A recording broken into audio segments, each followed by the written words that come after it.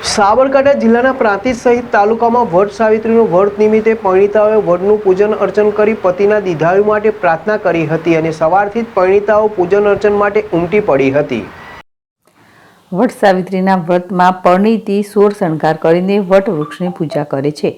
સૌભાગ્યથી રહેવા અને પુત્ર પ્રાપ્તિ માટે આ વ્રત ખૂબ જ ખાસ મહત્વ ધરાવે છે। તો પ્રાંતિજ સહિત તાલુકામાં વડ સાવિત્રીના વ્રતની ભાવભેર ઉજવણી કરવામાં આવી હતી, જેમાં પ્રાંતિજ ભાંખરિયા બસ સ્ટેશન પાસે આવેલ શાળા નંબર 2 પાસે આવેલ વર્ષો પુરાણો વડ તથા નાની ભાગોર ખાતે પણ વર્ષો જૂનો પુરાણા વડનું મોટાભાગની મહિલાઓ પૂજા અર્ચના કરીને 108 વખત વડ વૃક્ષ પર કાચું સૂતર મોટાભાગની મહિલાઓ દ્વારા બાંધવામાં આવે છે અને વડ સાવિત્રીમાં મોટાભાગે મહિલાઓ વ્રત કરે છે।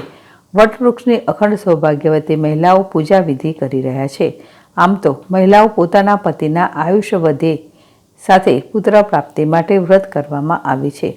હિન્દુ ધર્મમાં આ વ્રતનું ખૂબ જ મહત્વ રહેલું છે। પૌરાણિક માન્યતા અનુસાર દિવસે સાવિત્રી તેના પતિ સત્યવાનને યમરાજ પાસેથી છીનવીને લાવી હતી। આ કારણોસર હિન્દુ મહિલાઓ પોતાના દીર્ઘાયુ માટે આ વ્રત કરે છે। વટ વૃક્ષની પૂજા કરવાથી બ્રહ્મા, વિષ્ણુ અને મહેશના આશીર્વાદ મળી રહ્યા છે। વડ સાવિત્રીનું વ્રત સૌભાગ્ય આપનારું, પતિના દીર્ઘાયુષ્યની કામના કરનારું વ્રત છે।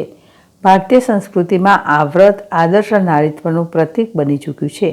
આમ તો વ્રતની તિથિને લઈને લોકોના ભિન્ન ભિન્ન મત છે, પણ સામાન્ય રીતે આ વ્રત જ્યેષ્ઠ માસના શુક્લ પક્ષની પૂર્ણિમાના દિવસે કરવામાં આવે છે। વડ સાવિત્રી વ્રતમાં વડ અને સાવિત્રી બંનેનું વિશેષ મહત્વ છે।